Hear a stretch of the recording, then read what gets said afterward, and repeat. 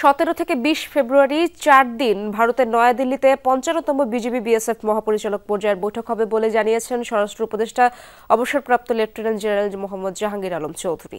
মাঠের অলরাউন্ডার আমি আর ঘরের allrounder Tilex. Tilex toilet cleaner, clean মানেই টাইলক্স।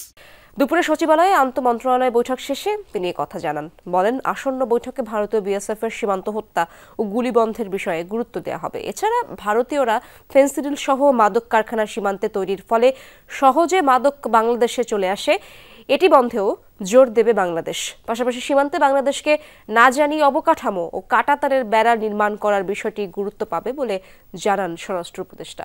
বলেন, 2010 সালে যে অসম চুক্তি হয়েছিল সেটির ধারা সংশোধনেও দেওয়া হবে গুরুত্ব। বৈঠকে বিজিবি মহাপরিচালক মেজর জেনারেল মোহাম্মদ আশরাফুজ্জামান সিদ্দিকী বলেন, সাম্প্রতিক সীমান্ত ইস্যু সহ কোনো ইস্যুতেও ছাড় দেবে না বাংলাদেশ। সীমান্তে যে হত্যা করছে ওটা যেভাবে হোক তাদের বন্ধ করতে হবে। এটা কোনোভাবেই গ্রহণযোগ্য না, এটা ইন্টারন্যাশনালিও এবং যে কোনো জায়গায় হোক। তাদের এই যে দুষ্কৃতিকারীরা আমাদের বাংলাদেশি নাগরিক ধরে নিয়ে যায় বর্ডার থেকে কৃষি কাজ করার সময়, এটা যেভাবে হোক এটা যেন তারা না করে, এই জন্য তাকে বলা কোঅর্ডিনেটেড বর্ডার ম্যানেজমেন্ট প্ল্যান, এটা একটা বড় সাবজেক্ট। এটা নিয়েও তাদের সাথে আমাদের আলোচনা হবে।